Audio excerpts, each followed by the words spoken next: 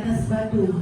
Assalamualaikum warahmatullahi wabarakatuh. Waalaikumsalam warahmatullahi wabarakatuh. Kayaknya ibu tak semangat nih, saya ulang ya. Ada daun salam, ada buah gelondong. Bapak ibu jawab salamnya yang semangat dong ya. Biar semangat, saya ulang. Assalamualaikum warahmatullahi wabarakatuh. Waalaikumsalam warahmatullahi wabarakatuh. Alhamdulillahirabbil alamin. Yang jawab salam saya doakan panjang rezeki, murah rezekinya. Semoga selalu dalam keadaan sehat.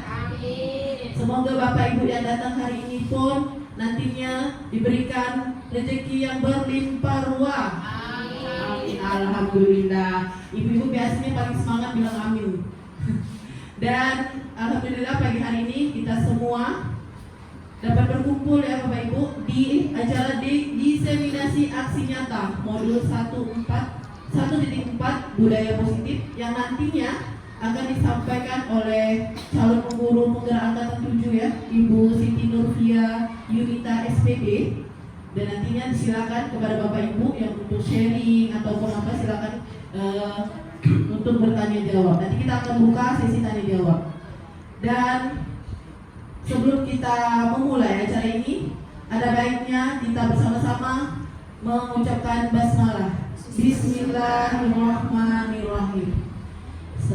Setelah mengucapkan basmalah, mari bersama-sama kita mendengarkan sambutan dari Kepala Sekolah SD Negeri 8 Sungai Kakap. Dalam hal ini akan disampaikan oleh Ibu Zainab MPDI.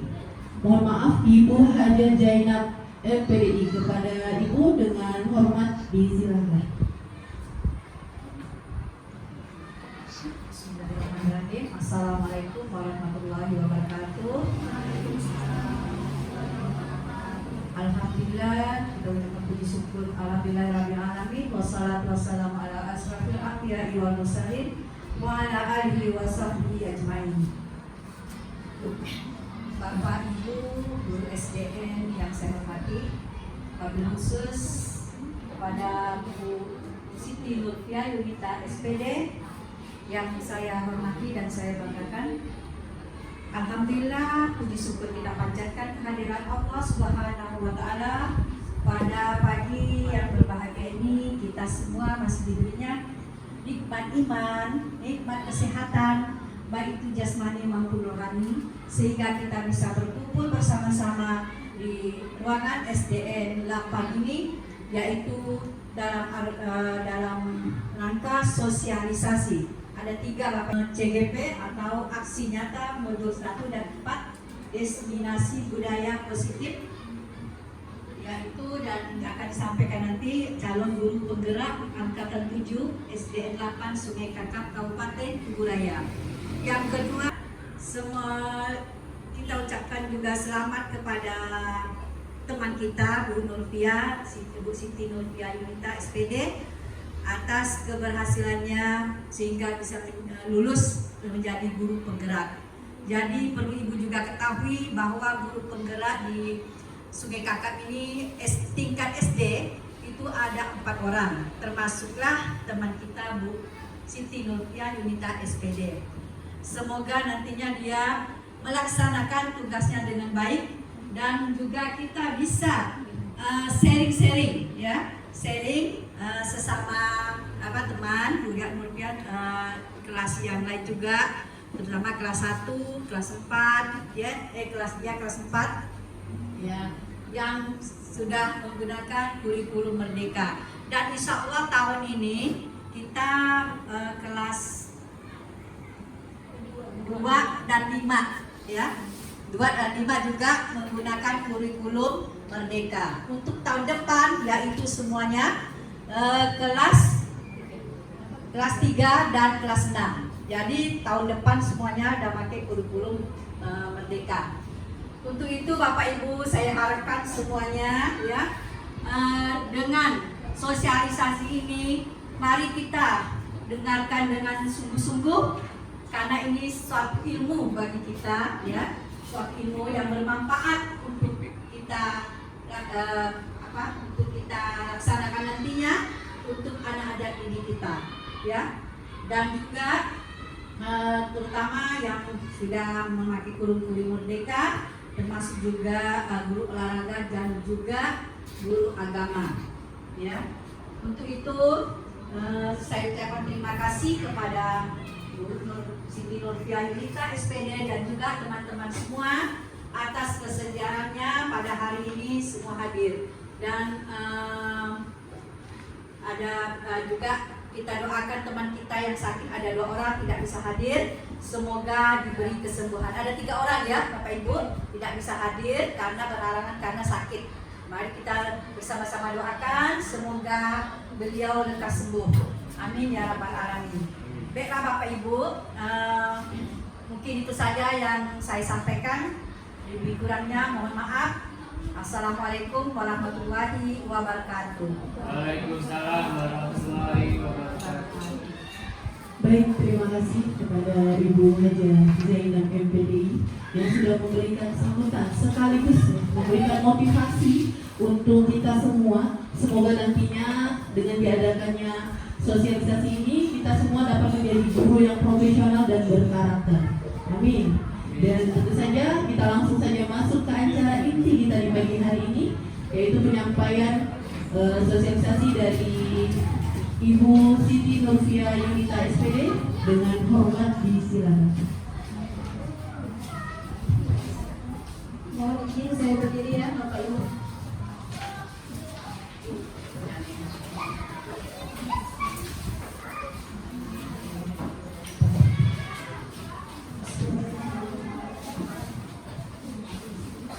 Assalamualaikum warahmatullahi wabarakatuh.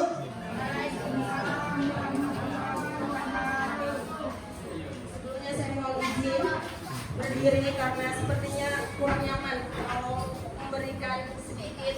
Hari ini saya tidak menggurui atau di sini saya juga tidak merasa diri saya lebih tahu, tapi kita sama-sama belajar ya Bapak Ibu ya. Kita sama-sama sharing demi apa? Demi murid-murid tercinta kita.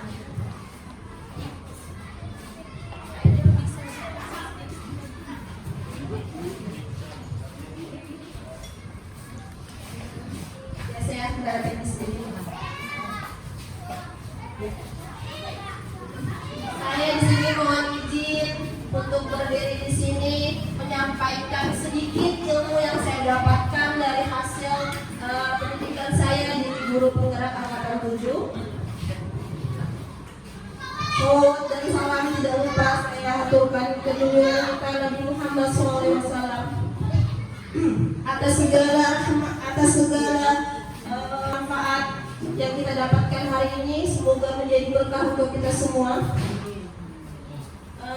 Saya berterima kasih kepada Ibu Kepala Sekolah, Ibu Haja Zainab MPDI. Juga berterima kasih kepada teman-teman semua yang berkenan hadir untuk mendengarkan sedikit paparan materi yang akan saya sampaikan dari sebagian rangkaian proses pendidikan saya di guru penggerak. Jadi kami di guru penggerak itu Bapak Ibu seperti di tempat. Saya di sana seperti sekolah kembali. Saya di sana ditempa untuk menjadi insya Allah pemimpin pembelajaran. Saya akan menjadi kapten untuk kelas saya dan insya Allah untuk sekolah. Jadi mohon dukungan Bapak Ibu semua di sekolah ini. Dan saya sangat berterima kasih karena sudah berkenan hadir. Nah, langsung saja ya. Di sini saya perkenalan singkat. Di sini di guru penggerak saya dibantu oleh mereka juga guru hebat yang sebelumnya sudah ada yang kenal ya Bapak Ibu ya. Ada yang kenal mungkin ya. Ada beberapa yang dikenal sosok orang berdua ini. Yang pertama beliau adalah fasilitator saya. Beliau ini yang membantu kami untuk mengerjakan tugas-tugas di LMS. Jadi di guru penggerak itu kami semacam diberi LMS. Di situ ada tugas-tugas yang harus diupload, yang harus di-share seperti itu. Jadi mereka dan Pak Ahmad Yanuar inilah yang membimbing kami. Beliau adalah fasilitator. Yang kedua adalah Bu Fatmawati, pengajar praktik. Kalau bahasa sederhananya beliau itu seperti seorang pembimbing. Jadi nanti beliau yang mengadakan pembimbingan di kami, mendampingi kami ke sekolah. Nanti beliau juga akan datang lagi untuk memberi bimbingan. Nah, alhamdulillah saya setelah melalui proses pendaftaran tahap 1, saya lulus. Selanjutnya tahap 2, itu juga alhamdulillah saya juga lulus. Di tahap 2 itu kami kemarin ada proses yang namanya wawancara dan praktik mengajar. Jadi saya harapannya semoga teman-teman yang masih muda ini ya bisa aktif, terutama yang sudah di atas 3 tahun untuk mendaftar di CGP. Di sini Bu Nani, moderator yang cantik ini juga insya Allah ya sedang proses pendaftaran. Doakan semoga beliau lulus Bapak Ibu.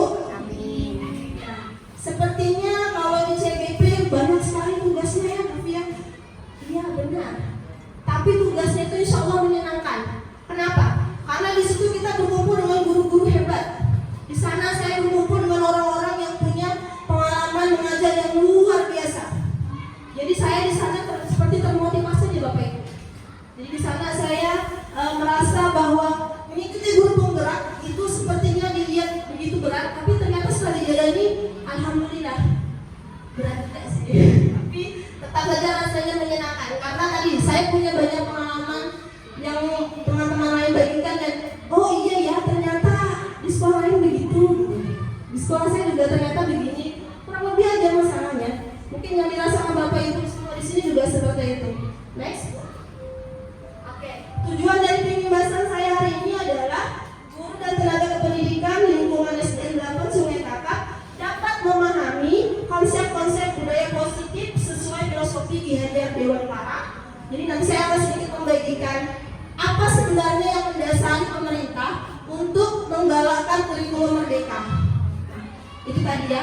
Mungkin selama ini kita cuma tahunya filosofi dari ahli-ahli yang ada di wilayah Eropa atau Barat gitu ya. Tapi ternyata kita juga punya sosok hebat.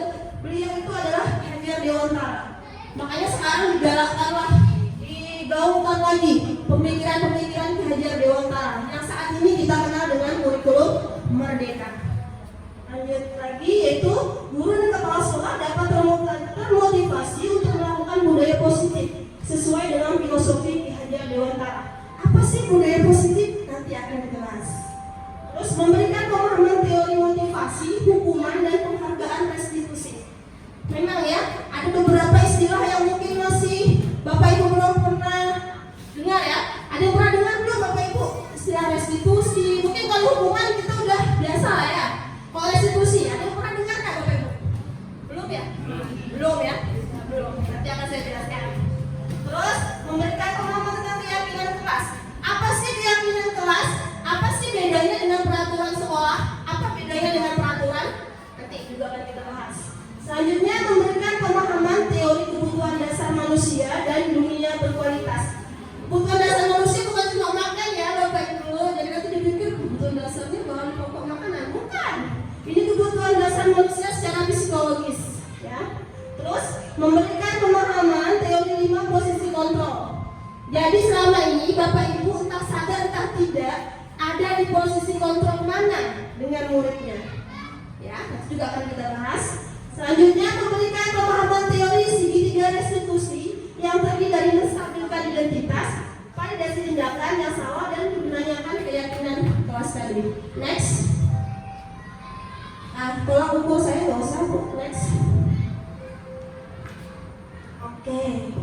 Sekarang perubahan paradigma belajar. Perubahan paradigma belajar. Bapak Ibu, halo. Halo. Halo Mas. Kalau saya bilang siapa kita? Bapak Ibu jawabnya guru hebat. Bisa ya? Bisa ya? Supaya semangat. Siapa kita? Guru hebat. Lagi ya? Masih ada yang ngantuk. Siapa kita? Guru hebat. Iya, alhamdulillah insyaallah ya. Kalau guru hebat berarti mulai dari sekarang paradigma pembelajarannya harus diubah. Kalau dulu mikirnya siswa itu harus sesuai keinginan saya. Siswa ini harus bisa 5 kali 5, nah itu sama dengan 25. Caranya 5-nya 5 kali tambah 5 kali. Itu cara Ibu. Belum tentu muridnya sama nanti pemikirannya. Ya. Jadi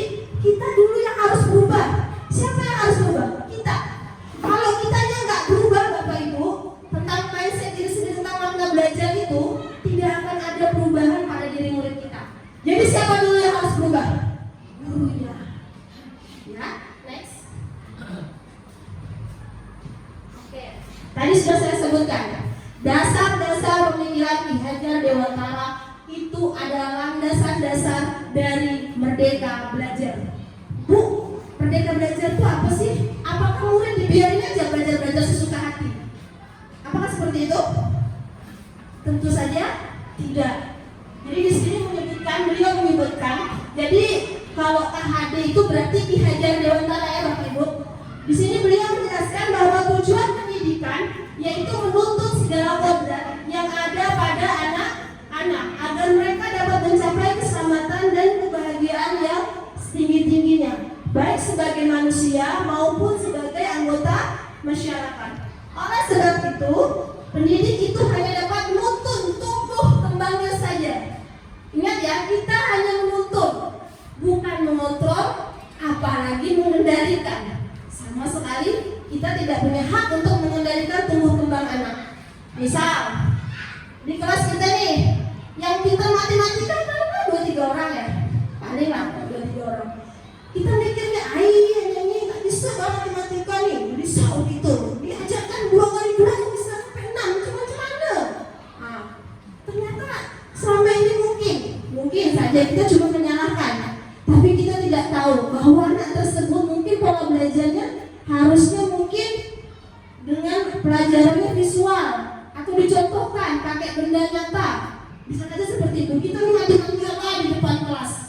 Ini 2 kali 2 4. 2 ini caranya gimana nak? 2 ditambah 2 kali.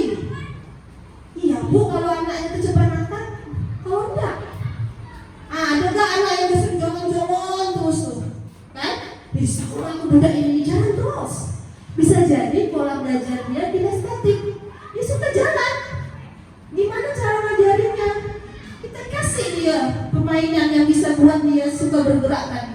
Biar dia tahu konsep dasar 2 kali 2 4 itu seperti apa. Itu contoh kecil saja. Jadi sebenarnya peran guru itu apa? Dia hanya menuntut, bukan mengontrol. Jadi itu paradigma harus kita ubah. Ya. Jadi guru itu di sini dia hanya sebagai penuntut. Jadi kita tidak bisa Bapak Ibu mengendalikan. Misalnya saja di kelas ada anak yang setiap hari buat ribut. Misalnya, anak ini tiap hari jalan bawa pisau. Misalnya, ini kita tak tahu Bu latar belakangnya gimana. Kita cuma menjustify saja. Kita cuma, pokoknya ini tak sesuai dengan kemauan kelas kita gitu. Itu tak betul ada. Itu cap dalam diri kita. Oh anak ini salah. Kita tidak mencari tahu apa itu sebenarnya yang anak itu inginkan ya. Next. Nah, ternyata di dalam mendidik itu kita hanya sebagai penuntun laku dan pertumbuhan kodrat anak saja. Beliau mengibaratkan, Ki Hajar Dewantara itu mengibaratkan peran pendidik seperti seorang penuntun atau tukang kebun. Jadi kalau petani itu Bapak Ibu, tidak ada petani itu yang bisa memastikan hasil panennya bakal banyak lebat buahnya. Ada tidak yang bisa memastikan? Tidak ada kan? Nah jadi itu juga seorang guru. Dia tidak bisa mengendalikan kemauan siswa itu bagaimana, tingkahnya harus sesuai ini loh nak, kamu tidak boleh gini loh nak, ini kamu gini loh. Ya. Terus dalam proses menuntun, anak diberi kebebasan, namun pendidik sebagai pamong dalam memberi tuntunan dan arahan agar anak tidak kehilangan arah dan membahayakan diri. Yang namanya merdeka, tapi penuh dengan tanggung jawab. Artinya apa? Di situ guru punya kewajiban untuk menuntunnya, dikasih tahu, diingatkan. Ya. Terus yang selanjutnya, ada kekuatan sosial-kultural. Apa? Misalnya di daerah kakak, kekuatan sosial-kulturalnya apa? Rasa gotong royong yang tinggi. Nah itu kita tebarkan lakunya untuk mengurangi laku yang tidak baik. Ya. Next. Nah sekarang, bagaimana seseorang bisa berubah dari paradigma lama ke dalam paradigma baru menurut pendekatan teori kontrol? Next Bu. Oke.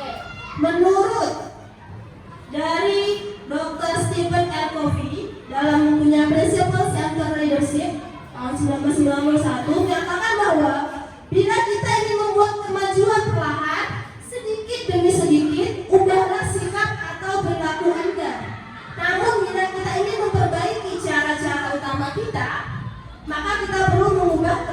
acuan kita. Ubahlah bagaimana Anda melihat dunia. Bagaimana Anda berpikir tentang manusia, ubahlah paradigma Anda. Skema pemahaman dan penjelasan aspek-aspek tertentu tentang realitas. Kalau selama ini kita berpikir murid kita harus sesuai dengan keinginan kita, itu salah besar. Ya Bapak Ibu ya. Jadi selama ini kita berpikirnya anak harus sesuai dengan kemauan kita. Tapi mereka itu bukan kertas kosong, ya. Mereka itu manusia dan kita harus memanusiakan manusia. Jadi berhenti berpikir bahwa murid harus sesuai dengan keinginan kita. Itu salah besar. Next. Faktanya adalah kita berpikir semua kebutuhan kita sama. Ternyata kebutuhan manusia itu tidak sama. Lanjut. Realitasnya itu tidak. Semua orang melihat yang sama. Setiap orang memiliki gambaran berbeda. Ketika kita menyuruh anak, contohnya analoginya seperti ini. Nah, namanya daun itu pasti harus diwarnai menggunakan warna hijau. Biasa gitu nggak Bapak Ibu kalau anak-anak gambar? Ada yang iya, ada yang sudah mulai berubah. Bisa aja nih warna daunnya kuning. Iya enggak? Kenapa kita salahkan? Bisa juga oranye. Kenapa harus kita salahkan? Kenapa? Karena selama ini otak kita dari hasil pendidikan kita yang lama, daun tuh hijau. Kalau daun tuh warna oranye, semua atau ibu nengok? Ada mulai nak jatuh. Betul. Iya betul ibu, betul sekali, betul. Ya kita pikirnya awal putih bu ya. Bisa hitam, bisa mendung, abu-abu, bisa aja gelap sekali bukan warna hitam. Nah itulah tadi yang namanya mindset. Cara pandang orang beda. Ada yang mungkin bilang daun itu coklat, bisa jadi, kan? Jadi cara pandang kita harus berubah. Guru pun harus berubah. Bu Fia susah pun nak berubah nih. Kami biasa suka ya pakai cara lama. Itu dulu. Tapi kalau sekarang gurunya tertinggal, malu. Kenapa malu? Muridnya dipandang. Menggunakan akun media sosial sekarang. Saya sendiri ngaku ya kalau pakai media sosial itu masih yang nggak tahu bagaimana cara ngetak si A, si B, si C itu. Coba kalau anak gitu di rumah Bapak Ibu, pasti lebih canggih kan? Di sebentar ya memegang gadget dia udah tahu kemana-mana. Dia sekarang saya terus terang, anak-anak generasi Z sekarang ini luar biasa. Kenapa luar biasa? Mereka itu kalau disuruh edit video saya bisa 2-3 jam. Mereka sebentar aja tidak cukup atau kemana-mana. Ya, jadi pola pandang, cara berpikir kita mulai sekarang harus berubah. Kenapa? Karena kalau kita tidak berubah, kita terlindas murid kita bagaimana? Jadi kalau gurunya tidak berubah mindset dan pola berpikirannya tentang pendidikan itu sendiri, maka bisa dipastikan murid-murid kita akan tertinggal jauh. Ya, iyalah kita kan tinggal di kakak. Oh tinggal di kakak, kenapa memangnya? Bisa aja kita memanfaatkan segala sumber daya alam yang ada ya. Tidak harus menggunakan teknologi. Jadi ketika kita mau maju nih, kita mikir tak ada boleh terus kurang, ada dibeli. Kalau mau beli tiap tahun kan tidak dulu kan. Jadi kalau bisa kita berubah. Jadi sekarang pola pikir kita harus diubah. Ya, perilaku buruk dilihat sebagai suatu kesalahan. Semua perilaku memiliki tujuan. Saya sendiri pribadi ngaku Bapak Ibu. Kalau saya nengok anak tuh lain dari sifatnya yang kok kita inginkan, biasanya apa? Ya salah kamu. Kita nggak cari tahu tuh anak. Misalnya anak tuh setiap hari kacau kawannya, misal nyolek terus deh, nyolek terus. Temennya nangis, bu si Rido misalnya, saya tahu kan Rido ya. Bu Rido kacau kami, bu Rido kacau kami. Tiap kali itu terus si Rido terus misalnya. Ada Rido nggak ada? Nggak ada Rido, pasti ada Rido. Oke, nah di situ kita cuma pandang di alam, dia ini nakal loh, bukan biasa memang.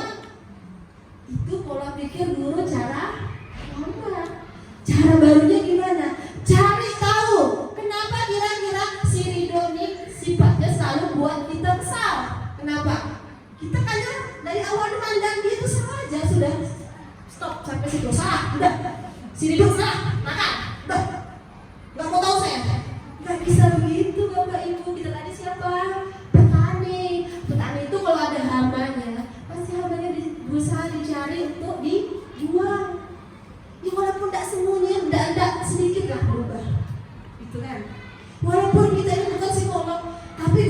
luar biasa loh ya. Semua profesi ada di dia.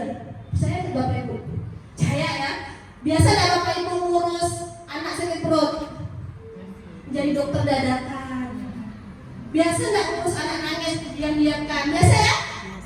Dan jadi psikiater tuh ibu hebat banget. Pokoknya guru tuh serba bisa lah. Kadang-kadang juga gurunya super kuat. Dia bawa infocus, dia bawa laptop, bawa speaker. Wah, pokoknya persiapan mantap. Ada bos selfie baru kalau ngajar. Sangat ceria di dalam kelas. Beliau videokan keseruan anak-anak. Beliau buatkan media yang lucu-lucu. Saya terus terang bangga sekali ya, karena terus terang saya tidak kreatif. Makanya saya menggunakan media digital. Ya, ibu tuh juga jagoan media digital. Oke, media handmade apalagi. Tantangan dong buat bos selfie-nya. Daftar boleh guru pengarahan dia. Anjing. Oke. Saya bisa mengontrol orang lain. Saya bisa mengontrol orang lain. Faktanya tidak ada orang yang bisa mengontrol orang lain. Nah, siapa Anda mau mengontrol orang hidup-hidup kita?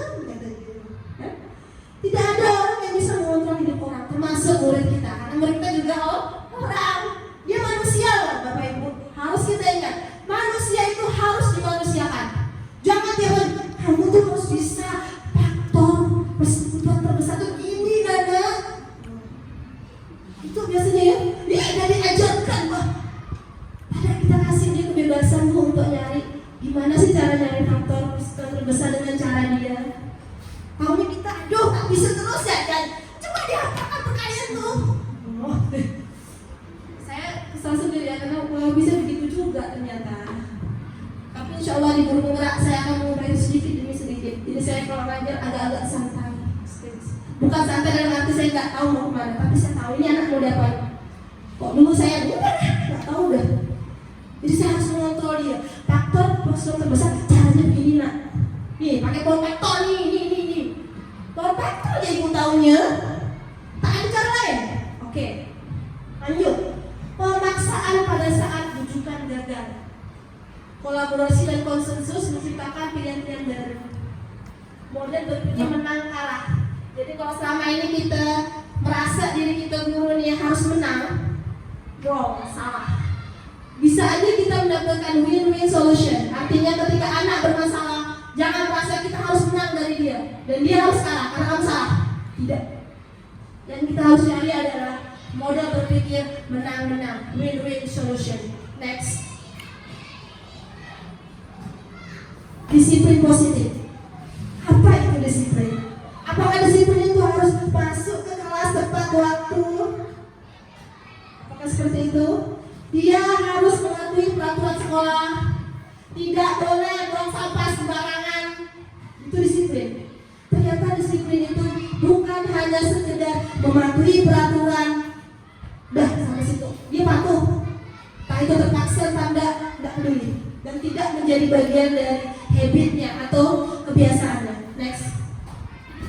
Dalam konteks pendidikan, kita saat ini untuk menciptakan murid yang merdeka, syarat utamanya adalah harus ada disiplin yang kuat. Disiplin yang dimaksud adalah disiplin diri yang memiliki motivasi internal, motivasi darat. Jadi itulah nanti yang akan membuat manusia merdeka itu adalah manusia yang berdisiplin tinggi. Ya. Untuk mendisiplinkan kita atau motivasi eksternal karena berasal dari luar bukan dari dalam diri kita sendiri. Jadi selama ini kalau kita menghukum siswa harapannya adalah siswa bisa disiplin. Ya, kita hukum dia. Suruh dia bersihkan WC. Suruh dia lari, dia aman. Kadang hukumannya tidak sesuai. Orang tidak kerjakan PR, malah disuruh lari ke lapangan. Maaf ya Bapak Ibu ya, saya tidak menyindir siapapun, saya menyindir diri saya sendiri. Bisa jadi hukuman kita tidak sesuai. Orang tidak kerjakan PR kok disuruh lari lapangan kecuali jam pelajaran Bu. Moderator kita yang cantik nih, PJOK terlambat datang. Wajar tak kalau dihukum keliling lapangan? Wajar tak? Wajar, karena apa? Yaitu jam pelajaran fisik kan yang mau ditempa. Ini mau tidak mengerjakan PR matematika, ya udah hukum, beri PR lagi. Itu namanya hukuman yang sesuai untuk mendisiplinkan siswa. Next. Nah, tadi yang saya bilang, apakah dengan hukuman? Apakah siswa kita harus dihukum biar dia sadar dia salah? Setiap hari tidak mengerjakan PR ini anak ini, bikin kita jengkel, terus dihukum dia. Itu tadi saya bilang. Hukuman itu tidak selalu salah ya Bapak Ibu. Hukuman itu hanya relevan tidak dengan kesalahannya. Kalau misalnya kita tadi saya bilang nggak mengerjakan PR matematika, masa nggak dihukum lari lapangan, disuruh bersihkan WC? Tidak relevan. Jadi hukuman itu pun harus ada nilai edukasi mendidik. Dan jangan sekali-kali ada hukuman fisik. Ya, jangan ada hukuman fisik di antara kita. Nanti mereka tersakiti dan akan lama menempel di memori mereka sebagai kenangan yang tidak menyenangkan. Contoh saya dulu waktu masih SD, masih ingat Bapak Ibu dicubit nih sampai berdarah. Masih ingat ya? Masih sampai sekarang. Kalau anak sekarang kita cubit sampai berdarah, lihat aja. 3 menit kemudian tambahnya. Aduh. Tapi sebenarnya memang tidak diperbolehkan. Dan saya tidak suka dengan hukuman fisik yang memberatkan sesuatu, tidak sesuai dengan hukumannya. Apa kesalahannya? Dia tahu kesalahannya apa sih sebenarnya? Itu sebenarnya kita mau kan? Tapi terkadang karena berat pikir kita tadi, hukuman itu ya udah kita ya. Nah, sekali lagi memanusiakan manusia. Lanjut. Di sini ada video singkat Bapak Ibu tentang hukuman. Kita pernah merasakan hukuman berlari dari lapangan, dari depan kelas, dicap sebagai pemalas, berbukan tidak bisa menjawab soal-soal, dan lain sebagainya. Ibu dan Bapak Guru, apakah praktik-praktik tersebut masih terjadi di kelas kita saat ini? Menurut James Williamson dalam bukunya The Moral Sense, menyebutkan bahwa seseorang yang menggunakan dalam perkara itu karena dilatar belakangi oleh 3 level motivasi. Level pertama, untuk menghindari rasa sakit atau hukuman. Level kedua, untuk mendapatkan penghargaan dan penghormatan dari orang lain. Level ketiga, untuk menghargai dirinya sendiri. Ketiga level alasan tersebut menunjukkan motivasi kita dalam berperilaku. Pada materi ini, kita akan membahas motivasi perilaku level pertama, yaitu menghindari rasa sakit atau hukuman. Perlu diketahui bahwa secara alamiah manusia itu cenderung menghindari rasa sakit dan hukuman. Oleh karena itu, hukuman bisa berhasil mencegah perbuatan dan perilaku buruk pada murid. Namun ternyata, hukuman itu ada efek sampingnya oleh budaya dan guru. Rasa sakit dan hukuman cenderung akan menghasilkan emosi-emosi negatif. Hukuman membuat seseorang cepat merasa lelah dan letih, karena pikiran mereka berusaha keras menghindari rasa sakit itu. Fokus pada rasa sakitnya. Sebagai guru, kita juga menghindari rasa sakit dan hukuman, bukan? Sebagai contoh, seorang guru datang mengajar tepat waktu, maka motivasinya bisa saja. Yang pertama, menghindari ditegur kepala sekolah di hadapan guru-guru lain pada saat rapat. Atau yang kedua, menghindari dari perasaan bersalah yang muncul karena dipanggil oleh kepala sekolah ke rumahnya. Nah, sebagai pendidik, sebaiknya kita berhati-hati dalam menyikapi perilaku murid agar dapat menanganinya dengan tepat.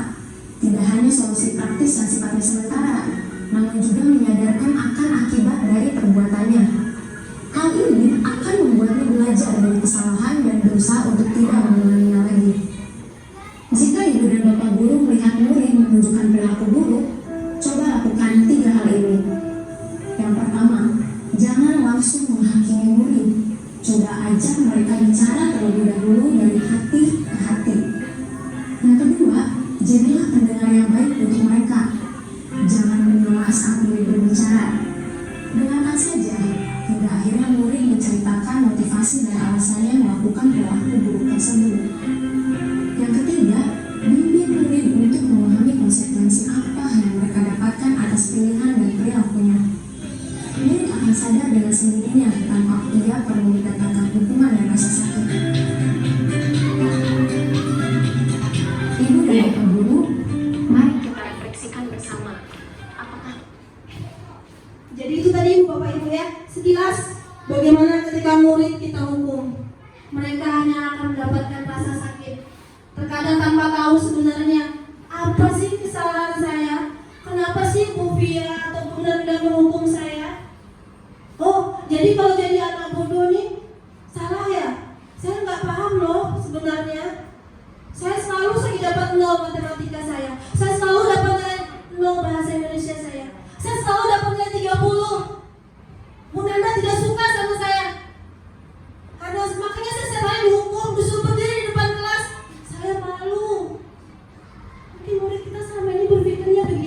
Bapak Ibu ya, kita tidak sadar hukumannya kita berikan di depan kelas, membuat mereka malu dan itu diingat seumur hidup.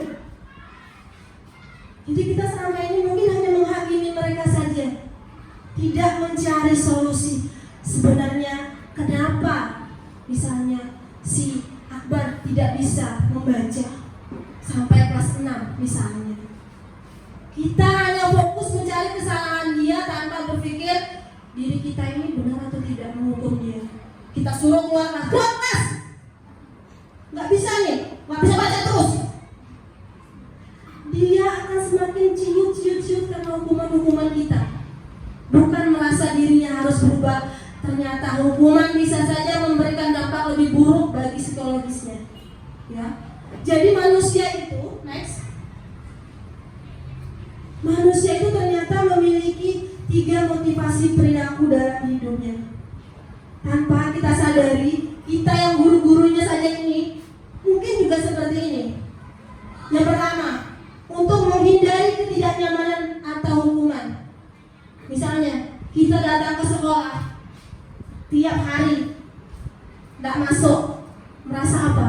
Tidak enak sama kepala sekolah, takut ditegur. Nanti Bu Jaina panggil, lalu saya dipanggil ke kantor, malah jahat saya kena panggil.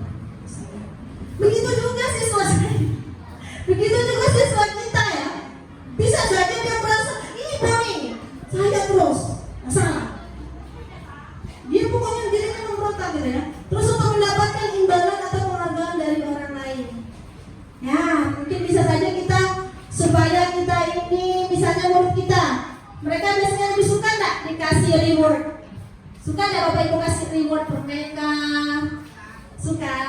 Saya suka, saya kasih coklat. Kalau saya suka coklat, kadang saya kasih uang untuk uang jajan. Yang biasanya betul semua. Apakah itu juga sebuah reward itu apakah akan berdampak positif terus? Bapak Ibu? Tidak Bu ya. Kenapa Bu? Kira-kira Bu?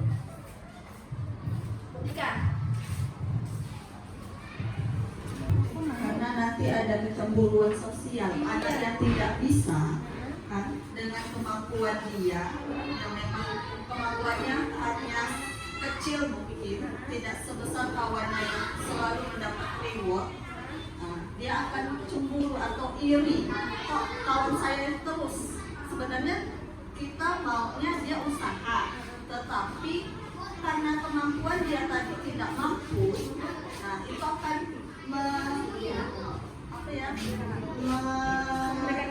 memberikan dampak yang tidak baik. Tepuk tangan dulu dong buat Bu Tika. Benar sekali. Saya setuju dengan Bu Tika. Kalau ternyata selama ini kita menghukum siswa dengan hadiah, loh, kok beri hukum hadiah tuh hukum? Iya dong. Kenapa? Siswa itu tidak akan termotivasi secara intrinsik. Dia itu bisa karena kita kasih ini hadiah. Dampak lainnya apa? Teman-temannya ngerasa cium lagi. Aduh, tak bisa saya ini. Gimana ya nanti ya? Cuma si itu terus ya nih, misalnya si Sapira terus ya di kelas Pak Rizky yang dapat hadiah. Saya tidak pernah dapat hadiah.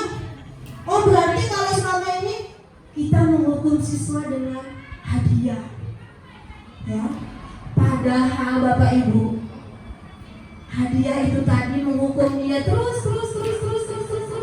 Ternyata siswa kita hanya karena hadiah saja dia berperilaku seperti itu, tidak ada hadiah, motivasinya hilang. Benar sekali, Butika benar. Dia reward yang kita beri itu sebenarnya adalah hukuman. Kenapa? Karena tadi dampaknya lebih banyak yang tidak baiknya. Apakah pujian itu juga sebuah hadiah, Bapak Ibu? Apakah pujian itu juga hadiah? Siapa yang setuju sama saya? Apakah pujian itu juga hadiah, Bapak Ibu? Iya, hadiah ya.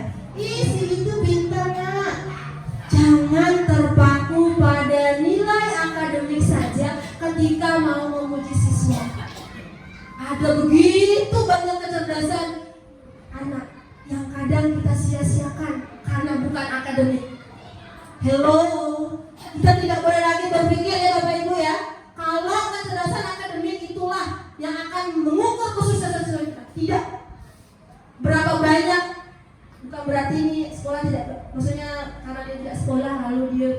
bisa jadi sukses ya tidak. Tapi pendidikan itu juga sangat penting. Ada orang yang tidak pernah sama sekali, mungkin dia cuma lulusan SD saja, tapi dia bisa menjadi seorang hacker yang luar biasa. Banyak loh. Dia bisa jadi content creator, dia cuma homeschooling saja. Banyak. Ya. Jadi tidak usah mengukur diri anak kita hanya sebatas angka-angka 0, 20, 30, 40, 50. Itu tidak penting. Sekarang, kalau ada siswa ibu yang empatinya tinggi, suka bantu bapak ibu, itu juga adalah sebuah prestasi. Jadi kecerdasan itu ada kecerdasan apa bapak ibu? Kecerdasan apa? Kognitif, apa? Kecerdasan emosi, banyak sekali kecerdasannya. Dia leadershipnya bagus. Anak itu kalau di kelas, kalau pelajaran udahlah, nggak usah kasih dia itu. Tapi kalau dia mimpin teman-temannya nih, teman-teman, ada teman kita yang sakit nih, ayo kita jenguk. Itu juga sebuah prestasi. Jadi berhenti mengukur siswa, berhenti menciumkan mereka hanya dengan nilai-nilai saja. Ya, selanjutnya adalah untuk menjadi orang yang mereka inginkan dan menghargai diri sendiri yang dengan nilai-nilai yang mereka percaya. Harapan kita adalah poin ketiga ini bisa menjadi tertanam di diri anak-anak kita. Kenapa? Karena sadar akan kepercayaan nilai-nilai itulah yang kita inginkan. Tadi kembali lagi ke disiplin positif. Jadi makanya pemerintah menggalakkanlah kurikulum merdeka dan harapannya anak-anak akan termotivasi dan lahirlah profil pelajar Pancasila. Ada berapa Bapak Ibu profil pelajar Pancasila? Berapa? Ayo, ada berapa? Berapa? Ibu mana? Pertama apa Bapak Ibu? Beriman? Ya, ayo, ayo ya Bapak Ibu yang sudah IKM. Berpikir. Iya, IKM belum. Kritis. Jadi kreatif, gotong royong, mandiri. Apalagi Ibu Ren? Iya itu semua ya. Oke, kira-kira Bapak Ibu semuanya siap gak nih mengimplementasikan kurikulum merdeka ini? Sama siap ya? Siapkah kita? Guru hebat. Siapkah kita?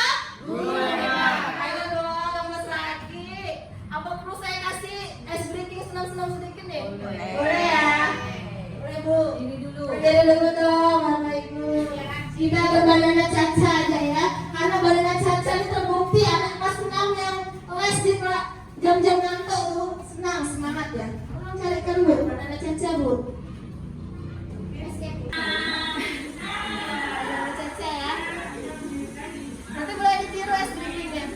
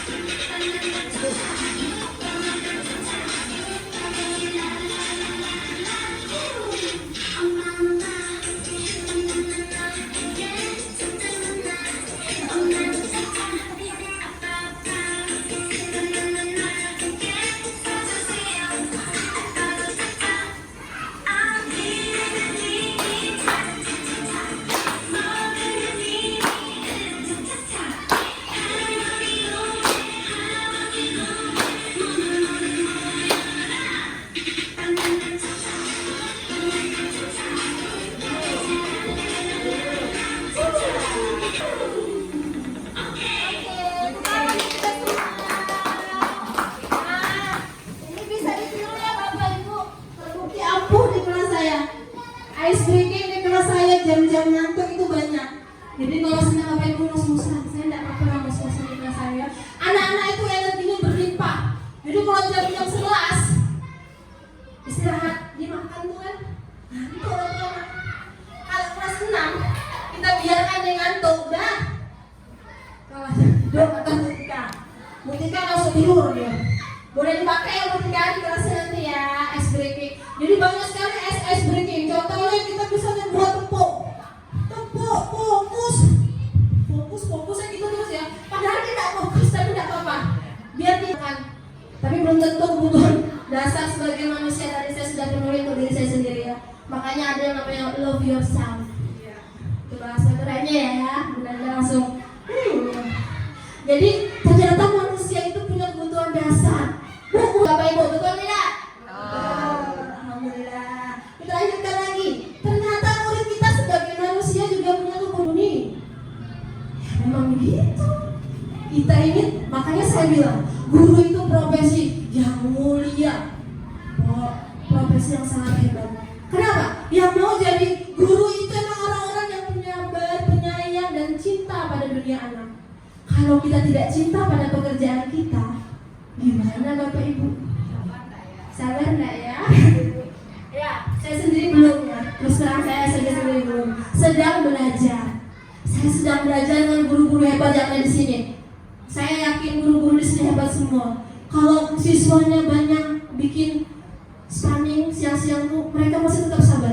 Ayo kan duduk nak, walaupun diri ya. Tapi suaranya kencang. Ayo duduk nak. Gak mungkin lah kan guru di kelas duduk nak, duduk. Nggak dengar. Suara itu bukan juga marah-marah ya. Artinya kita itu bukan marah-marah. Ternyata kebutuhan dasar manusia itu kebutuhan bertahan hidup. Itu jelas. Pakai makan, minum kan untuk bertahan hidup. Iya. Kasih sayang dan rasa diterima. Ternyata murid kita itu perlu kasih sayang dan rasa diterima sama kita. Sekarang saya tanya, anak bapak ibu semua yang sudah punya anak di rumah, lebih percaya sama gurunya, sama ustazahnya, atau sama emaknya? Ustazahnya. Iya, anak saya pun begitu. Dia lebih percaya kata-kata gurunya dan ini. Jadi sebenarnya dia itu sangat percaya pada gurunya dibanding orang tuanya sendiri yang melahirkannya. Ya, jadi sebegitu hebatnya kita ini mempengaruhi siswa. Bayangin kalau guru yang mempengaruhinya tadi temperamen, tidak memahami kondisi dia, garang. Saya kalau ada kata garang tuh diri saya sendiri tertampar gitu. Karena saya juga termasuk yang sedikit garang. Tapi insya Allah berubah sedikit demi sedikit. Karena apa tadi? Paradigma perubahan belajar. Oke, lanjut. Kebutuhan atas rasa senang. Tadi Bapak Ibu senang nggak diajak senam? Senang ya, alhamdulillah senang. Jangan paksa ya, boleh senangnya. Yang kalau siswa kita diajak main game itu senang nggak biasanya? Senang nggak Pak Rizky? Pak Rizky pernah nggak ngajak anak main game? Pernah. Game. Biasanya saya kalau di kelas tuh gamenya tuh ini ya apa? Gamenya tentang misalnya pelajaran apa IPA gitu. Jadi tuh mereka tuh apa masing-masing tuh diberi kayak apa soal gitu siswa. Itu sama-sama nanti setiap kelompok itu masing-masing mengerjakan tugasnya sama. Ya sih paling gamenya enggak yang gimana? Oh dia bikin game itu ya? Game main soal, quiz. main Oh quiz. main quiz, game quiz ya. Mungkin ada pengalaman Bapak Ibu yang lain yang mau dibagikan, mungkin pernah bermain. Anak kelas 1 misalnya rame nih. Apa dia pernah bikin game? Saya pernah, soalnya pernah lihat status WA beliau ya. Dia lagi buat permainan sama teman-temannya. Jadi anak-anak tuh main sama teman-teman itu senang gitu berarti. Ya, sesudah mereka selesai menulis dan belajar. Jadi sebelum pulang itu biasa saya kumpulkan mereka di depan main tepuk hap tangkap. Tepuk hap tangkap. Jadi yang ditangkap itu adalah penghapus, mereka berdiri berhadapan. Jadi kalau saya bilang tepuk mereka bertepuk, saya bilang hap mereka tepuk paha. Terus saya bilang hap. Jadi mereka tuh tangkap. Mereka mengambil penghapus. Jadi berebut siapa yang ngambil duluan. Nilai apa yang kira-kira yang mau Ibu munculkan dari permainan itu? Nilai apa yang? Kekompakannya.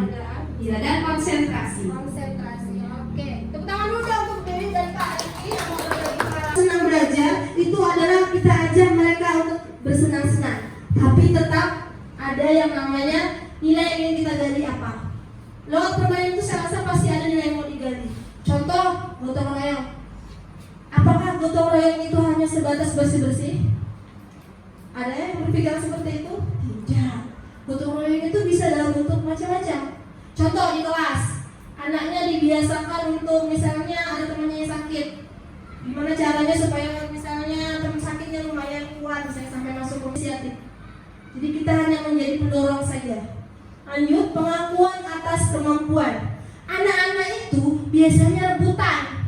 Rebutan apa? Bu, saya bisa bu, kami bisa bu, saya bisa bu, bu saya bu. Ada yang punya pengalaman seperti itu? Pak boleh kita tetap menghargainya? Menghargai ya, tetap ya apa? Bisa, ada apa nak? Walaupun dia nggak mau bu. Tapi itulah tadi ya, keunikan kita sebagai manusia tuh pengen kemampuannya diakui. Bapak ibu pengen nggak kemampuannya diakui? Pengen lah ya. Gurunya saja begitu, apalagi muridnya, ya kan? Jadi pengakuan atas kemampuan itu penting bagi manusia. Manusia itu maunya diakuin. Walaupun kamu saya punya nih pada suaranya cempreng, nggak apa-apa, akui saja kemampuannya. Nanti dia sadar, kayak itu kemampuannya bukan nyanyi, nggak apa-apa ya.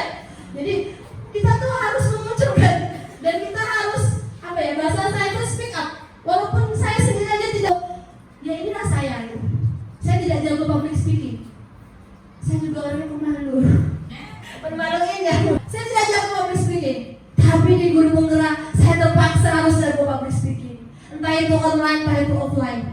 Offline seperti ini lah Bapak Ibu. Jadi nanti saya mungkin akan keliling beginilah nih. Saya akan praktik di kelas saya. Nanti saya share ke Bapak Ibu.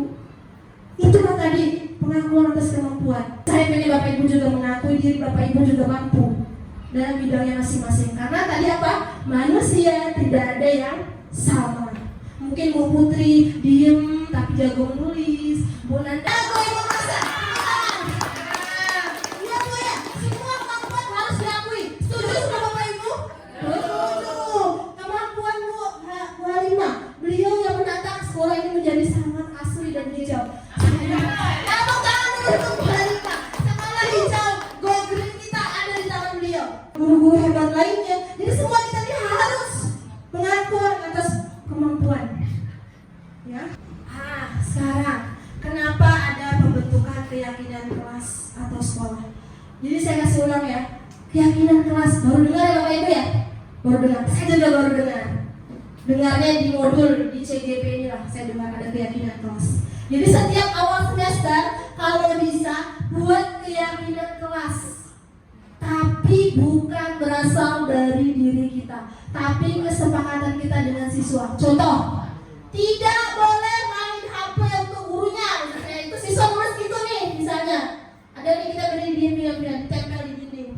Bu, jangan main HP ya Bu ya kalau lagi ngajar saya. Oke, kita sepakat.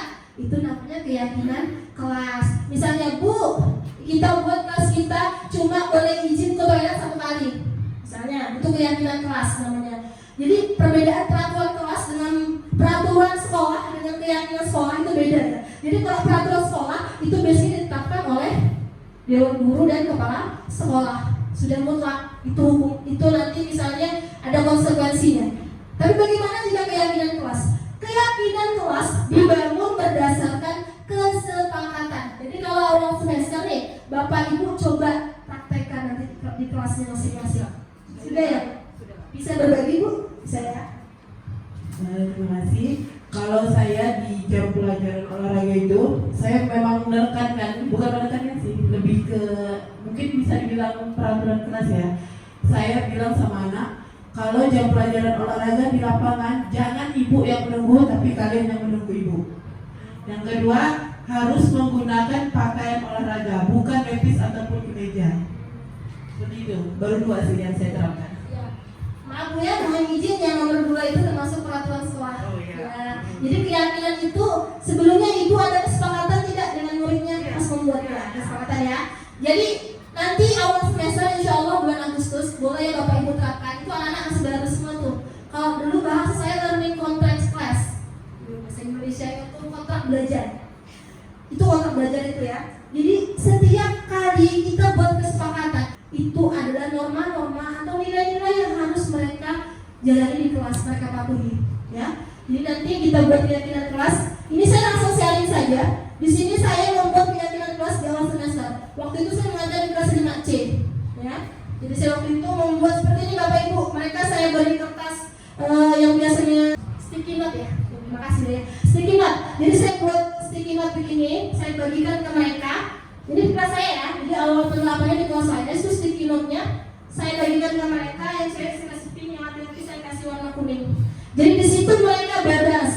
Waktu itu seingat saya, waktu saya ngajar kelas 5C di awal semester itu, mereka semua menuliskan maunya belajar IPA di luar kelas atau outdoor waktu itu ya. Jadi mereka maunya sesekali belajar itu outdoor. Misalnya mereka materi fotosintesis, mereka mau keluar kelas. Nah ya, misalnya itu salah satunya. Bu, kalau IPA kayaknya lebih banyak belajar di luar kelas. Itu kesepakatan kita ya. Oke, kalau bisa kita laksanakan, kita laksanakan. Itu namanya kesepakatan. Terus waktu itu juga ada yang bilang, Bu, tidak boleh misalnya makan di kelas walaupun cuma ngunyah permen. Itu waktu itu juga pernah. Mereka juga yang buat, bukan saya ya. Artinya saya hanya memfasilitasi saja. Jadi nanti ketika terus ada satu lagi dulu kesepakatan saya agak lucu. Di situ saya bahasakan diri saya sebagai emaknya dan mereka itu adalah saudara. Dan kenyataan di lapangan setelah itu adalah mereka sering berantem sebagai saudara. Sampai ya. Jadi waktu itu kesepakatan kelas itu, apakah kesepakatan kelas itu selalu berujung kepada kebaikan-kebaikan yang akan muncul? Nah, sekarang di mana posisi kita? Ketika setelah membuat keyakinan kelas, ada anak-anak yang menunjukkan gejala-gejala tidak mematuhi keyakinan kelas yang kita buat. Sekarang posisi kita ada di mana? Kalau kecil ya, bisa disebut penghukumkah kita, pembuat orang merasa bersalah, teman, pemantau, atau manajer? Ini manajernya yang paling tinggi tingkatannya ya. Lanjut, pembuat orang merasa bersalah. Ridho gak kasihan kita sama ibu. Ibu terus kena tegur kepala sekolah, aku Ridho gitu. Misalnya, membuat rasa bersalah. Yang kasihan ibu nak. Kamu gak kasihan kan sama ibu Ridho? Nah, ya, itu ibu berarti ada bapak sampai bapak ibu. Langsung sedih. Membuat orang merasa bersalah. Ya. Terus sebagai teman, ya kalau sebagai teman bagaimana? Membuat alasan-alasan untuk murid-muridnya. Lakukan untuk bapak ibu. Ya sudah, nanti bapak ibu bantu bereskan. Misalnya gini ya, di kelas nih kita bertindak sebagai temannya. Ya udahlah, nggak apa-apa lah, nanti ibu bantu ya, kita nyampur sama-sama. Dia tidak piket tadi nih, tidak piket misalnya. Kita bantu dia. Di sini kita sebagai teman. Terus sebagai pemantau, sudah dibilang tidak boleh menyemir rambut, malah aja kamu yang buat semir rambutmu. Ini dia sebagai pemantau yang ingatkan terus tuh. Peraturan sekolah ini apa? Tahu kan? Nah, dia berarti dua tadi ya, pemantau dan sekaligus penghukum. Udah gitu dihukum lagi si Ridho tadi nih, disuruh ngecat rambutnya lagi pakai cat bangunan misalnya. Ditanya ya Bu ya. Atau suruh cukur aja Bapak Ibu ya. Terus sebagai manajer mengajukan pertanyaan-pertanyaan. Ini sudah pernah saya praktekkan di kelas saya. Jadi inilah nanti posisi sebagai manajer, inilah nanti yang akan kita bahas menjadi segitiga restitusi. Jadi restitusi itu apa? Restitusi itu adalah bagaimana cara kita, tahapan-tahapan yang kita lakukan agar si anak paham betul kesalahannya apa. Ya, kalau selama ini kita cuma mengira rambutnya saja berwarna merah, kita tidak tahu kenapa rambutnya dibuat merah. Mungkin dia merasa gantung dengan warna merah. Ya, atau bisa jadi dia ikut-ikutan temannya, tapi dia tidak tahu itu salah ya. Ya, posisinya dia tidak tahu itu salah. Jadi kenapa kita restitusi anak kita? Supaya mereka tahu kesalahannya apa, dan itu muncul pada diri dia, bukan kita yang sebut dia salah, tapi dia tahu diri dia salah. Itu yang namanya restitusi. Dan restitusi itu ada 3 tahapan. Saya sudah pernah menjalankannya, walaupun itu tugas, tapi bagi saya itu efektif. Ya, next. Kelihatan Bapak Ibu? Kelihatan? Segitiga restitusi. Jadi untuk membuat anak kita, Bapak Ibu, halo,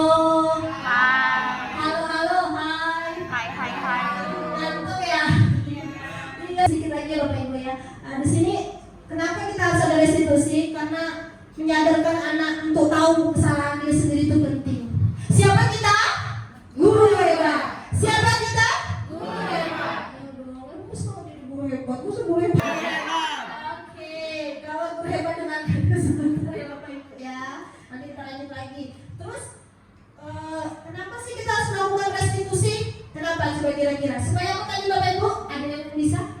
Kenapa tadi kita harus kenapa kita harus restitusi anak-anak kita? Ada yang mau berpendapat? Ibu mau? Bisa juga mau berpendapat? Ya, tolong ya.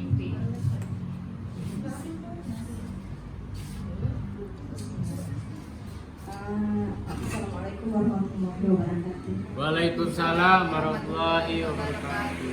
Menurut saya perlu diadakan restitusi itu pertama untuk supaya murid itu tidak merasa selalu disalahkan. Kemudian yang kedua supaya murid mengetahui apa kelebihan yang ada pada dirinya yang guru bisa menghargai. Nah itu saja, mungkin ada tambahan dari yang lain.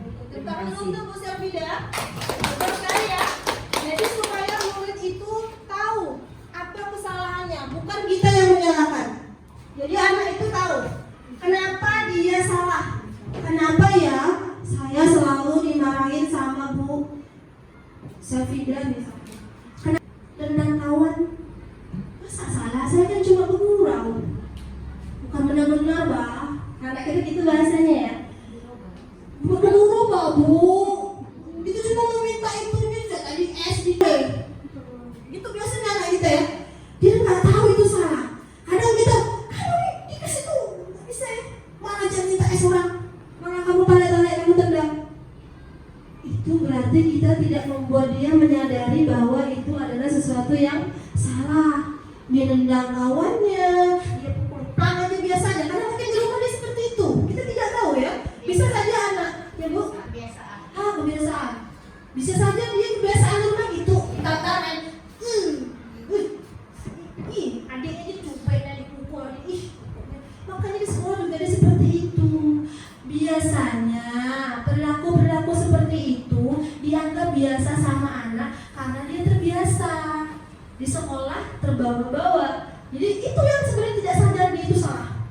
Makanya jangan heran kalau lihat anak-anak itu terus masalahnya. Nendang kawan, mukul, nyupir di rumah dia seperti itu dan terbiasa.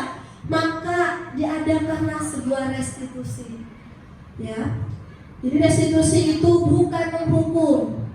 Restitusi itu menyadarkan anak bahwa yang dilakukannya itu salah, tidak sesuai dengan nilai-nilai kebajikan universal. Seperti itu ya. Yaitu yang pertama, kamu tentu punya alasan mengapa melakukan itu. Setiap anak punya alasan untuk melakukan apapun yang mereka kerjakan. Lanjut, adakah cara yang lebih efektif untuk mendapatkan apa yang kamu butuhkan? Contoh tadi, dia mau minta es temannya, tapi ditendangnya temannya direbutnya. Ya, ada nggak cara lain supaya temannya itu ngasih sukarela tanpa dia harus memukul, misalnya? Terus keyakinan kelas, ya Bu? Jumat berkah, boleh. Itu salah satu disiplin budaya positif yang bagus Bu, yang mengandungkan Jumat berkah kata Ibu. Bagi-bagi dengan kawan. Jadi itu tadi Ibu secara tidak sadar sudah membuat keyakinan kelas. Kita adakan Jumat berkah ya Nak. Nah itu boleh Bu di awal semester kita buat program seperti itu. Jadi kelas itu boleh punya inovasi-inovasi yang berbeda dengan kelas lain. Boleh, terserah. Jumat berkah, Jumat berbagi, Jumat care, apalah bahasanya ya.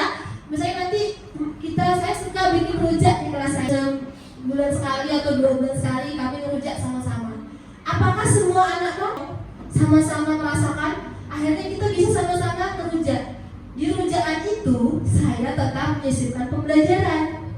Biasanya materi-materi geografi itu anak-anak bosen, ya Bu Reni ya. Kalau geografi itu lah, Bu Reni yang S2 geografi, kalau pokoknya materi IPS anak-anak ya, ajak mereka, nggak usah baca materi anak. Kita ambil poin-poin penting saja, kita tonton sama-sama sejarah filosofi sambil makan rujak, sedap. Ya, jadi kita itu bisa dibuat keyakinan kelas supaya kelas kita semakin nyaman. Ya, Jadi kita masukkan nilai-nilai kebajikan di situ tanpa mereka sadar, tapi sebenarnya mereka sudah melakukan kebaikan. Ya, sama seperti Bu Dewi tadi bilang, buat main apa tadi? Tangkap, gitu ya. Bagus itu nanti. Kalau di kelas rendah kan harus sering main. Karena apa? Karena mereka itu anak-anak yang masih riang gembira, anak-anak yang masih suka bermain. Mereka itu berpikirnya masih konkret. Tidak bisa berpikir konsep-konsep yang susah-susah jelimet tuh tak bisa. Ini naik hidung, ditunjuk hidungnya, ini mata, seperti itu ya. Jadi keyakinan kelasnya juga harus berbeda. Tidak bisa sama dengan anak kelas tinggi keyakinan kelasnya mau bikin ya inovasi pembelajaran juga.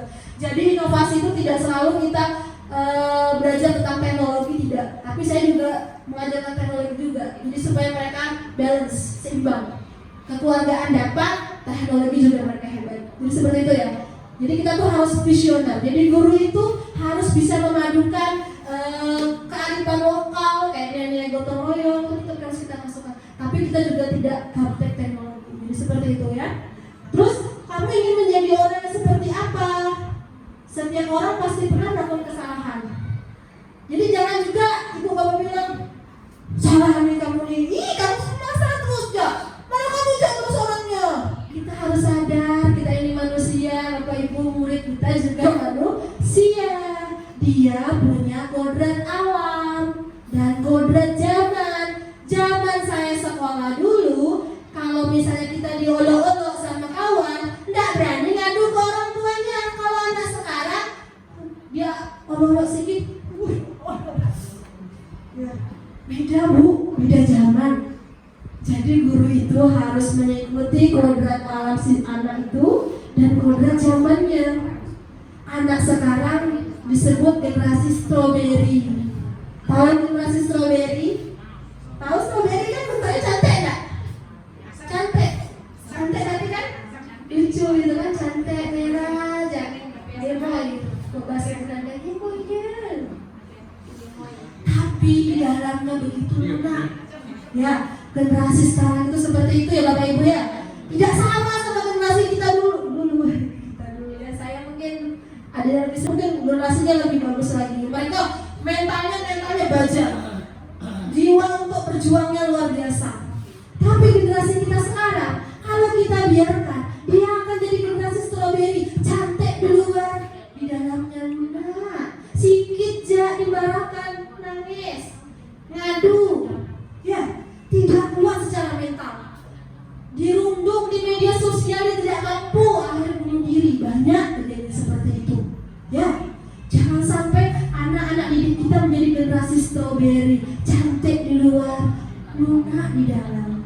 Ya, strawberry itu cantik Bapak Ibu. Anak sekarang tidak cantik Bapak Ibu. Saya secara penampilan itu secara looknya dia bagus. Ya, mungkin lebih glowing. Mungkin mereka tidak glowing kok sekarang. Alhamdulillah. Saya dulu. Oke, kita lupakan ke glowingan itu ya. Just kidding. Oke, jadi seperti itu tadi ya.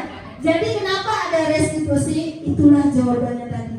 Jadi saya juga ingin mencontohkan di kelas saya waktu itu kejadiannya. Bentar ya. Ini kejadiannya, ini adalah salah satu tugas saya di CGP. Tapi saya tidak membuat dengan sandiwara ya Pak Dwi ya, dia saksi mata. Kalau ada itu saya dapat kasus real. Tidak saya buat-buat. Jadi anak itu menangis karena teman satu kelasnya merundungnya, ya. Jadi ceritanya ini ada di kelas 5C. Ya, silakan Bu, play dulu. Silakan Bapaknya.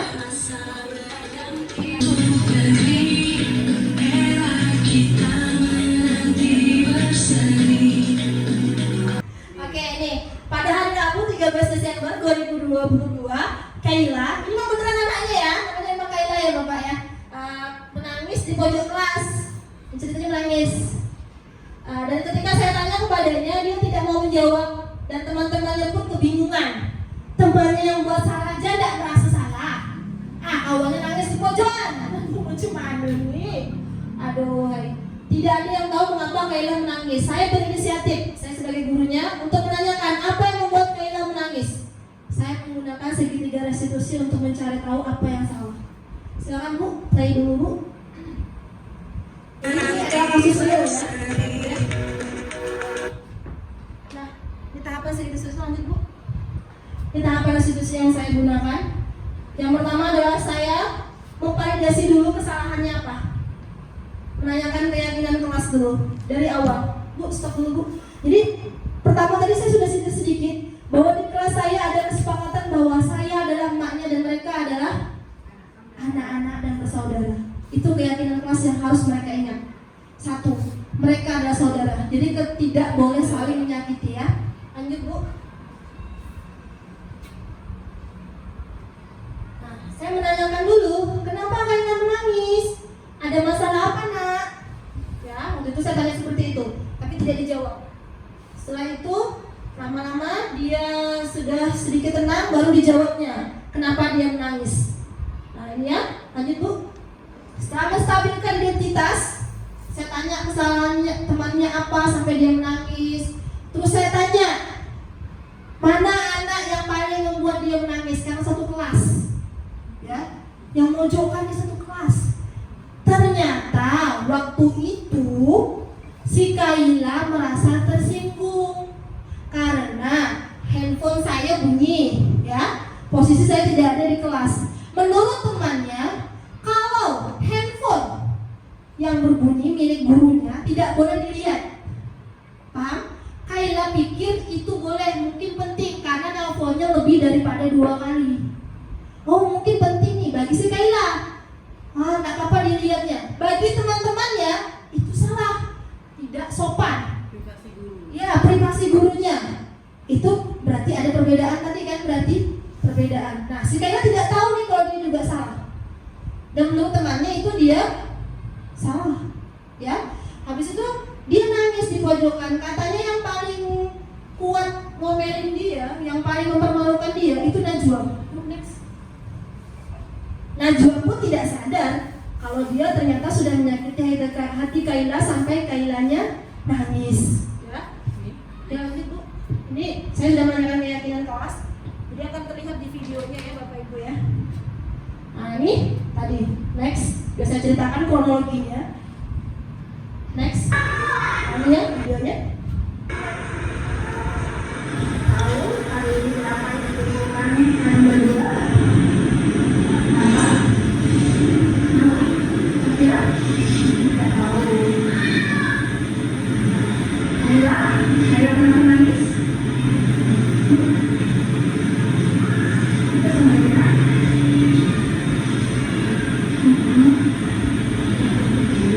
Ini ada ini.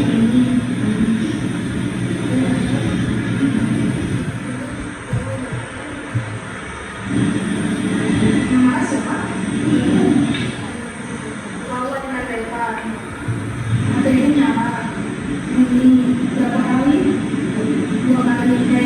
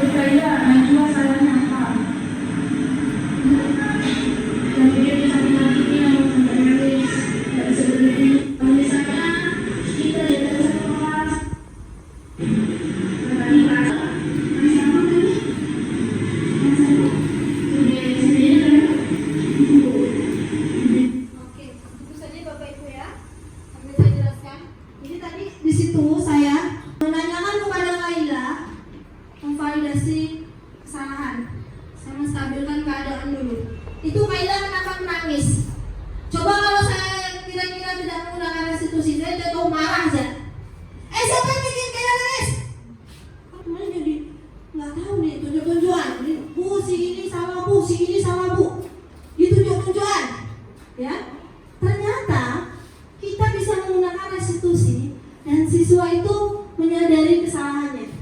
Akhirnya si Najwa, maaf saya keluar, dia tahu. Akhirnya saya memberitahu dia keyakinan kelas kita di awal. Keyakinan kelas kita di awal. Nah, keyakinan kelas kita di awal apa? Tadi kita udah bilang kita adalah keluarga. Jadi keluarga tidak boleh saling menyakiti. Jadi saling tahu kesalahannya apa. Dan saya tanya juga ke Kaila. Kaila maunya seperti apa? Dia ceritalah, Bu, janganlah tegur saya depan umum. Saya malu. Ya.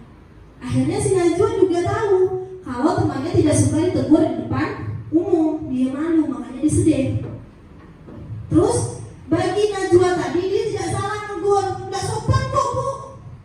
Iya, tidak sopan. Tapi bagaimana cara kita menegur orang lain? Itu juga yang harus kita beritahu ke siswa kita, bahwa ketika mereka melakukan kesalahan, mereka juga harus tahu kesalahan mereka apa.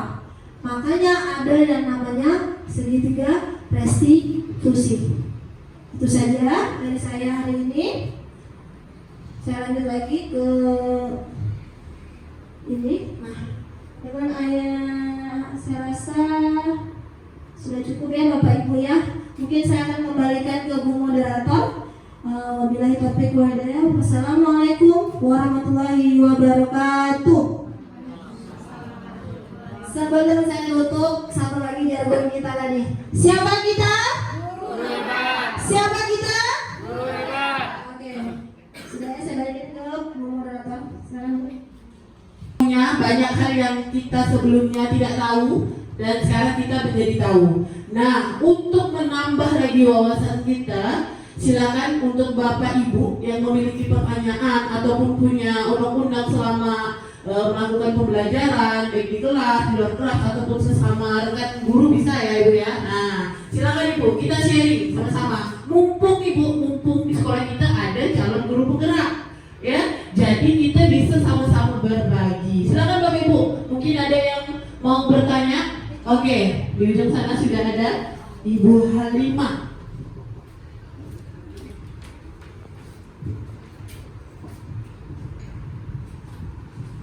Assalamualaikum warahmatullahi wabarakatuh. Waalaikumsalam.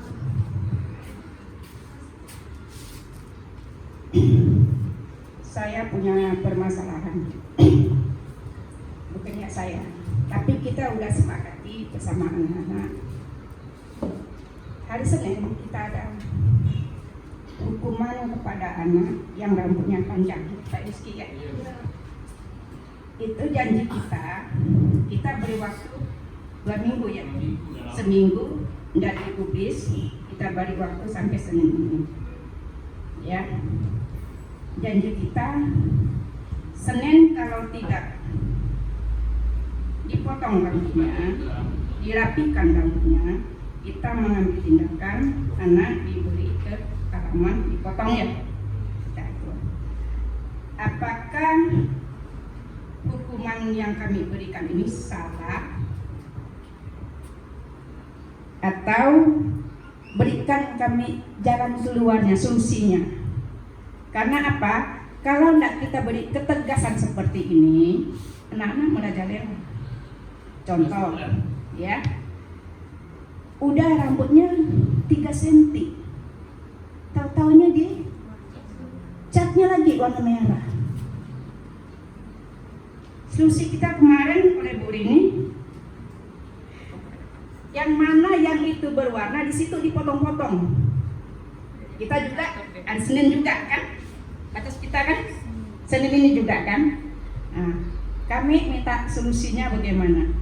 Gitu ya. Terima kasih.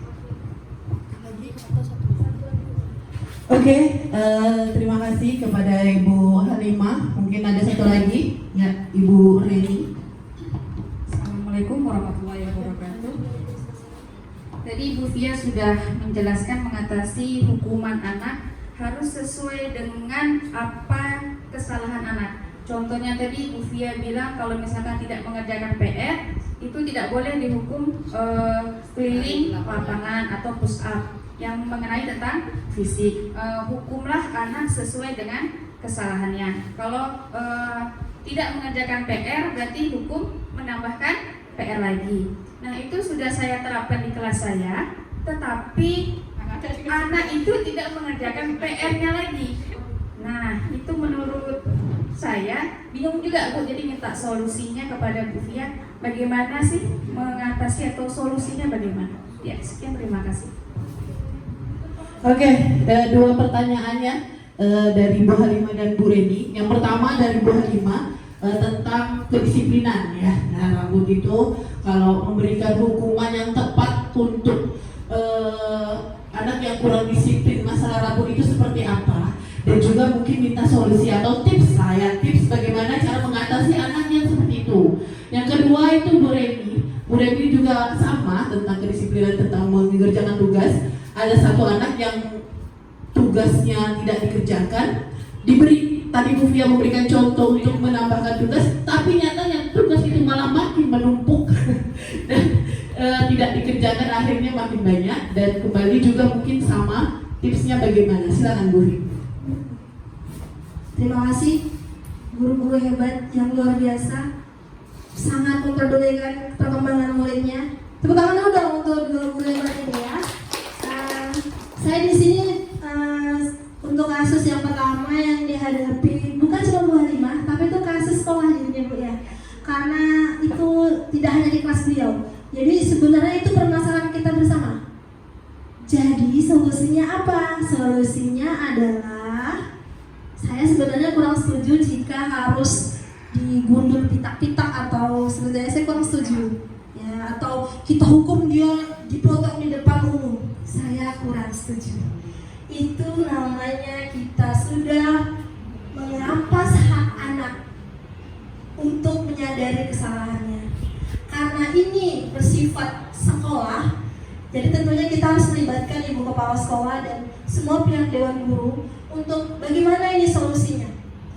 Bagaimana ketika anak tidak mematuhi, tapi sekali lagi kerja sama tim.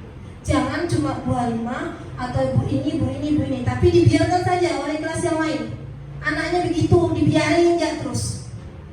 Nanti Ibu mungkin bisa Bu ya, untuk kasus anak yang melanggar peraturan sekolah, karena semakin banyak Bu anak yang rambutnya panjang dan orang tuanya sudah mungkin berkali-kali diingatkan anaknya dibiarkan. Ya mungkin bagi orang tuanya, apa sih masalah sekolah dengan rambut anak saya? Yang jelas ini juga PR sekolah. Kalau saya pribadi memberi saran kepada sekolah begini, kita buat sekarang peraturan yang tegas berikut dengan konsekuensi.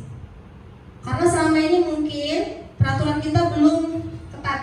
Artinya cuma dari mulut ke mulut kita saja, mulut wali kelasnya saja. Tidak nampak tegas ada sanksi apa. Atau mungkin selama ini kita tidak memanggil orang tuanya. Ya. Jadi kita harus lebih jelas lagi. Nanti mungkin di awal semester kita bahas lagi dalam sebuah rapat. Kita harus bekerja bersama. Tidak hanya Bu Halimah dan beberapa guru saja, tapi kita semua. Nanti kita cari solusi bersama-sama. Kalau saya seperti itu, saya cenderung lebih seperti itu ya Bu Halimah ya. Nah, kalau karena ini cuma masalahnya masalah bersifat global, tidak hanya klasikal di kelas saja, makanya itu harus dengan persetujuan beliau bagaimana supaya ini menjadi sebuah peraturan sekolah yang ada konsekuensinya.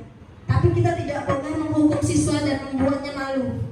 Nanti itu akan membekas terus. Ya, hukuman yang seperti itu sudah kita tinggalkan saja.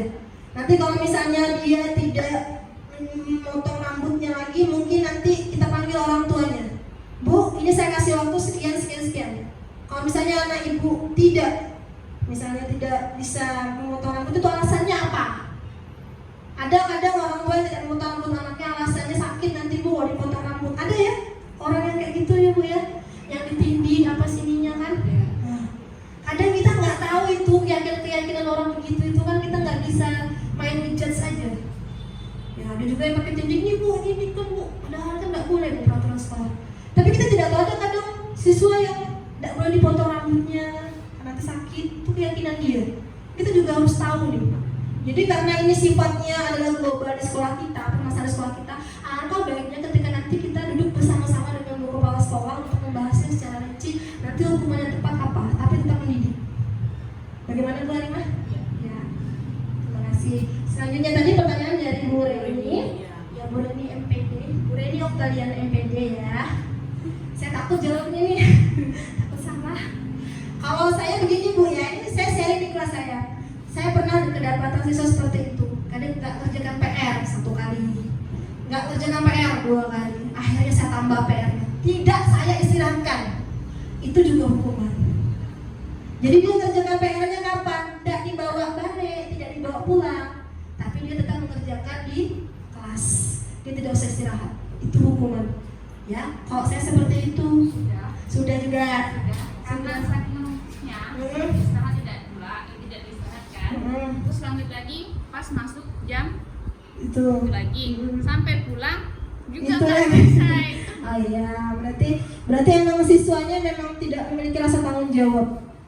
Mungkin hari ini Ibu merasa, ya Bu sampai bosan ya Bu yang beri tugas terus saking banyaknya. Dia biasanya nggak kerjakan apa Bu, PR apa Bu?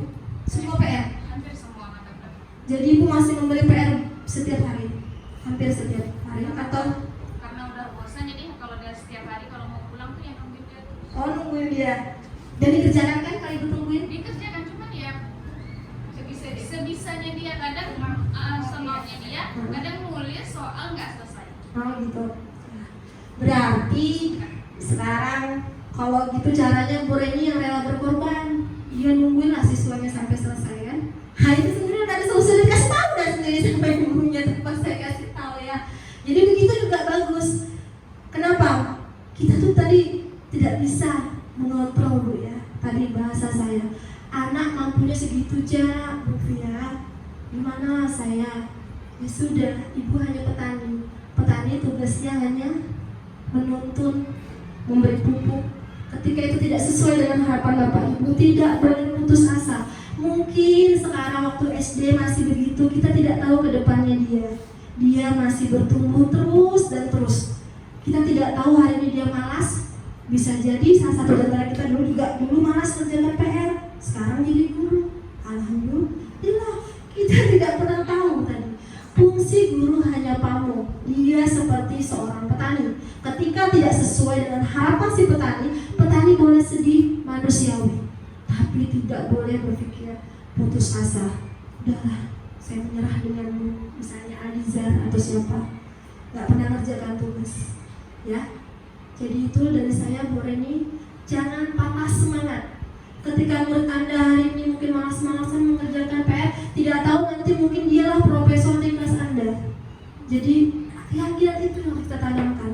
Kita tidak bisa mengontrol manusia manapun, karena tugas kita hanya menuntun, kita hanya pamong, dan tugas seorang pamong hanya menuntun dan mengurangi laku kurang buruk, laku kurang baik dari siswa. Ketika hari ini dia hanya mengerjakan 1, mungkin jadi besok 2, 3, dan seterusnya. Jadi itulah kita sekarang yang diinginkan oleh kurikulum Merdeka Belajar. Biarkan dia mendapat apa yang mampu dia dapat. Tidak usah kita paksakan lagi.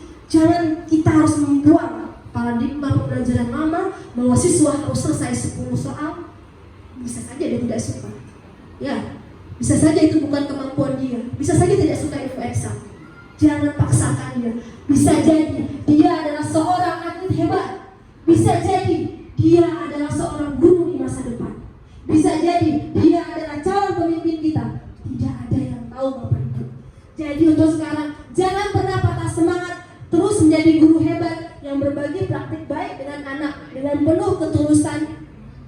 Itu saja bagi saya. Ya, jadi Bu Reni, Bu Halimah dan semua guru-guru hebat di sini, jangan pernah merasa diri kita putus asa, tapi berbuatlah yang terbaik untuk mereka. Yakin suatu hari mereka akan menjadi orang hebat, dan itu karena gurunya. Ya, serentak bergerak, wujudkan Merdeka Belajar. Wassalamualaikum warahmatullahi wabarakatuh. Tepuk tangan lagi untuk Bu Fia ya. Terima kasih untuk penjelasannya dan kita juga sudah menyelesaikan